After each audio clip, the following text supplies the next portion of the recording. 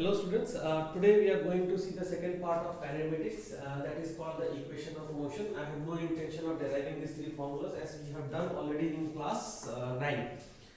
So just to remind you these three things, if you remember what do you mean by equation of motion, basically I am talking about the formulas which you have learned like this: V equal to U plus AT, and then your S is equal to UT plus half AT square, and then you have V square minus U square equal to twice of AS. And then the same formulas can be also written for a body falling under gravity. Either a body is thrown up or thrown down, that is body is going up against the gravity or coming down towards the gravity. In that case your acceleration is replaced by G, and depending upon the class or the school where you have learned, your teacher might have taught you that when it is going up you take the value of acceleration as negative, when it is coming down take the value of acceleration as positive.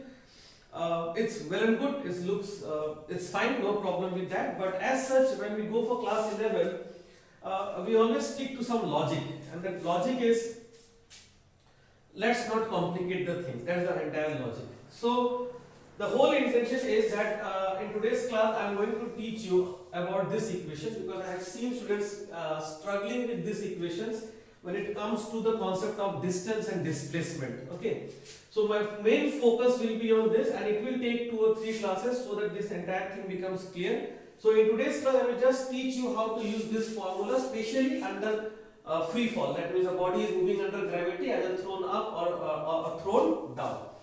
So this equation S, which is equal to UT plus half AT square, if you see this equation is a quadratic equation. The proper term is called quadratic equation, and the quadratic equation which you have learned in class 8, class 9 or 10, maybe 10, is ax square plus bx plus c is equal to 0. This kind of equations you might have solved many a times in class 10. And it has a solution, and there are 2 ways you can get the solution. One is by adjusting in such a way that you get a common factor like this. If you do remember, this will be and this will be equal to 0. So let us say this is your a minus b and this is x minus z, something like this. You get a form, not a proper way. So you may get situations like this, something, let us say some x by some constant, let us say d, and then you will get some x minus t, and I will not use t, I'm using t for time in future. Let us say f is equal to 0. So you generally used to make a conclusion that x is equal to t and x is equal to f. Like this you have learned. But there is one more greater way. Few of you may be knowing, but few of you may not be knowing. There is one more greater way. It's a formula, it's a ready-made formula to solve this kind of equation, and that equation is x equal to minus b plus minus root over of b square minus 4ac divided by 2a. Now this is a general formula to get the value of x of a quadratic equation. Okay, what is a here? A is the coefficient of x square, b here is the coefficient of x, and c here is this constant which does not have any x term to it. So that is a constant term which comes over here. Okay, so as I proceed forward I will teach you how to use this also, and you should learn this. If you have not learned earlier, please learn this. This is very important thing which you have to learn. That formula is very important. Now under gravity, the first thing which you should know, under gravity, when you are talking about gravity always acts downward. It always points towards the ground. Okay, so if it is pointing towards the ground, so we use some sign convention. Anything downward we take it as negative, anything upward we take it as positive. Stick to this sign convention always. Okay, so if something is going down, it's negative, something is going up, if it is positive. G is always acting downward, so I will always take the value of acceleration due to gravity as minus g. Fine? When the motion is happening in the vertical direction, either going up or going down. So the first thing which is going to change change here is, over here is, a minus will come over here and a will become g. This minus is because g is negative, and then this remains as t square. Then ut, this is your ut, and let me put a sign here. This sign generally is called a vector sign, because you have learned this, that velocity is a vector, correct? It has direction. So depending upon whether a body is thrown up or thrown down, the direction will change. The plus and minus value will be acquired here. If it is thrown up, it remains positive. If it is thrown down, a minus will appear. And with some examples, I will make it more clear to you. This is equal to, now s I am not using, I am using the term h instead of s. What is h? H is also a vector sign. That means if the displacement from the point of throw, if it is upward, is plus. From the point of throw, if it is downward, it's negative. Okay. So h has a sign, plus or minus, depending whether it's gone up or has gone down. U has a sign, whether it is thrown up or thrown down. Okay. So with this and with this new formula, which I have changed over here, I am going to explain to you what exactly is this. One more thing. This is, strictly speaking, is your displacement. First thing you have to understand this, that this is displacement. Okay? Not distance. Distance and displacements will be same only in one case, so long it is moving in the same direction. See, so long it is going up, your distance and displacement is same. The moment when the body starts coming back, now the distance and displacement starts changing. Your distance will be total path, whereas displacement will be only this much, from the initial point to the final point. This is your displacement, and this is your distance, the actual path. So long it is going up, your distance and displacement is same. But the moment it turns back and starts coming down, then it starts changing. Whereas this formula, for any time, whatever time it is, for any time, this will always give you displacement. Clear? So let's discuss the first question here today. And I am not copying out any question today, because the questions are very simple, because we are learning how to use these things. Question number 1. So right now I will no longer use this formula. I will write this formula, h vector equals to u vector into t. Acceleration I have used minus g always. Whatever happens to me, it is always minus g. Okay, now here is a question which says a body is thrown up from the ground, thrown up with a velocity of 10 meter per second. Okay. The question here is, how much time will it take to reach back the ground? So this body will go up, will attain a maximum height and then comes back over here. When it comes back to the same point, something thrown up, it comes back to the same point. What is the value of displacement? Displacement has become 0. It has come back to the same point, so no displacement. Though it has made some distance, correct? It has covered some distance, but the displacement is 0. This is equal to, now I am going to use this formulas over here. What is u? U is my initial velocity. If you recall this formula, u is initial velocity, v is final velocity after any time t. But in this formula, final velocity is not required, so I am using the initial velocity. What is my initial velocity? Initial velocity is 10 thrown upward. So I will write plus 10 multiplied by t minus half g t square. And this will look like as g equals to 10t. Use the value of g as 10. So 10 by 2 into t square. This becomes 5. So you will get 10t equals to 5t square. This goes on this side, so it looks like this. One of the t gets cancelled out. So you will get the value of t as 10 by 5, and that is equal to 2 seconds. This is your time of flight. Directly you are getting the time of flight. So from here to here. So for a displacement of 0, the total time is your time of flight. So that is equal to 2 seconds. Now if I add some more thing in this question and if I ask you what is the maximum height attained. Now if 2 seconds is your total time of flight, that means while going up it should have taken 1 second, and while coming back it will take another 1 second. That means half of this is your time of ascent and half of this is your time of descent. So now if I need to use this formula again, is equal to ut minus half gt square. Your h is, now I am looking for it as h max, maximum height. U is 20 into time t. Okay, time t we know.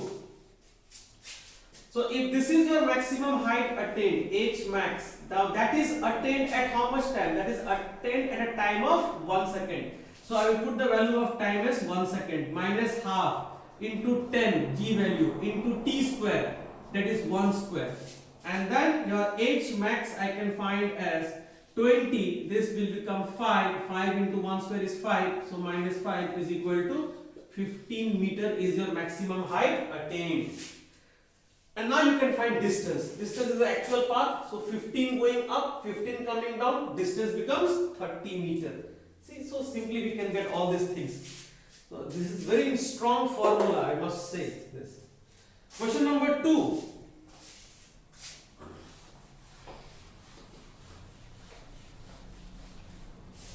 In question number 2, as a very again easy question over here.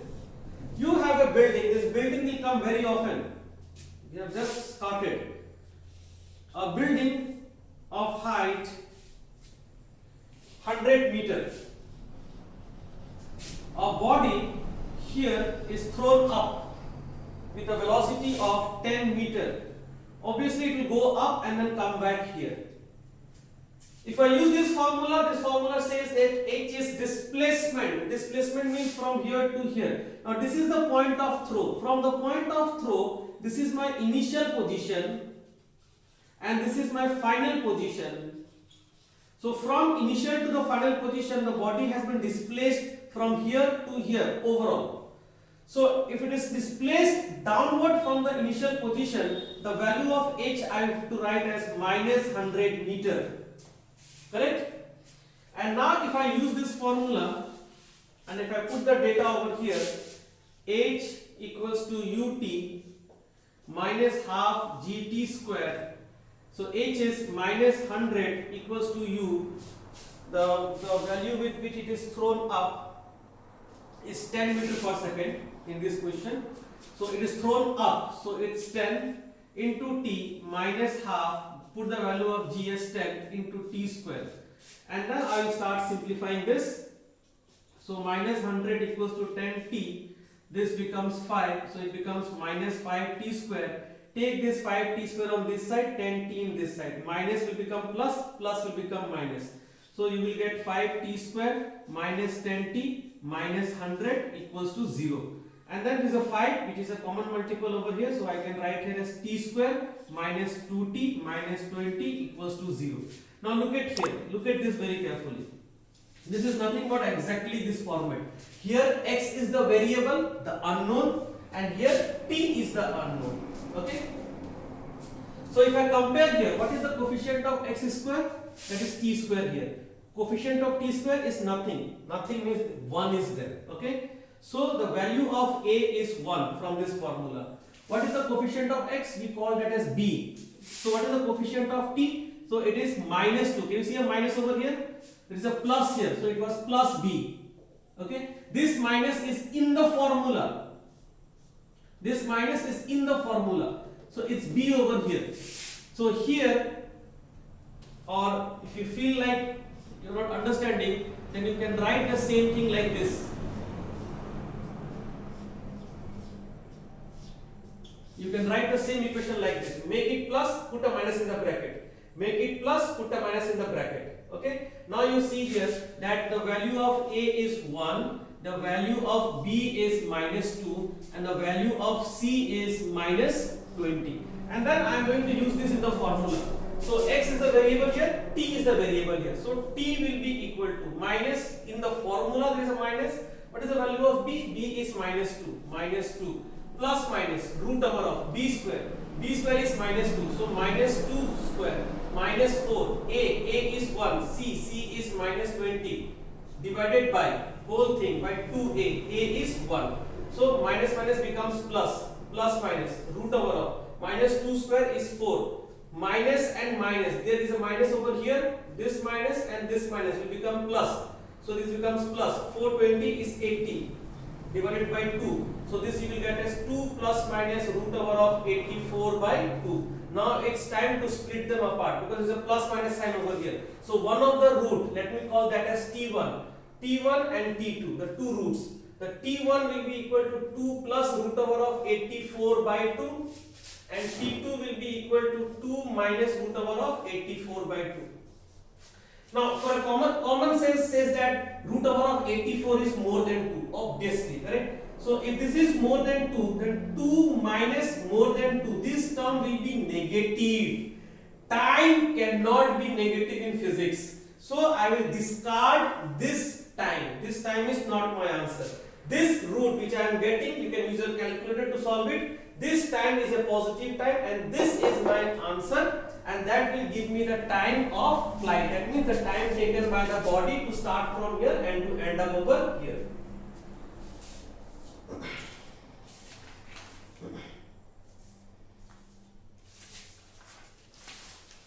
Next question.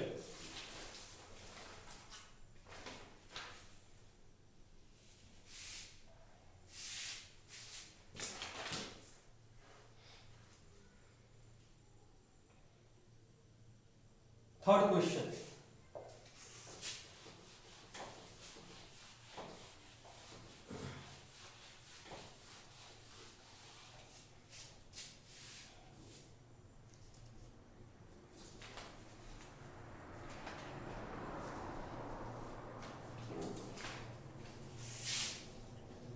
In question number 3, same building and the height is again 100 meter. And now this body is chucked down, is thrown down with the same velocity, let us say is equal to 10 meter per second. But it is thrown down, okay? It's from a height, it is thrown down. So this is my initial point, this is my final point. So finally the body will reach here. This is the final point, final. This is my initial. So from the point of throw, the body has gone down. So the value of h will be minus 100 meter. And the body is also thrown down, so velocity is also downward, initial velocity is downward, so u is minus 10 meter per second.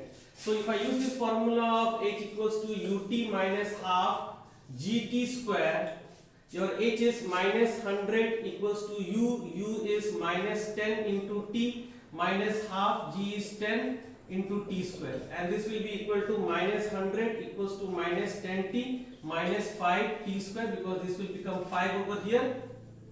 Now take this 5 on this side, 10 on this side, so it becomes 5 t square plus 10t minus 100 equals to 0. You can divide this entire by 5, so you will get t square plus 2t minus 20 equals to 0.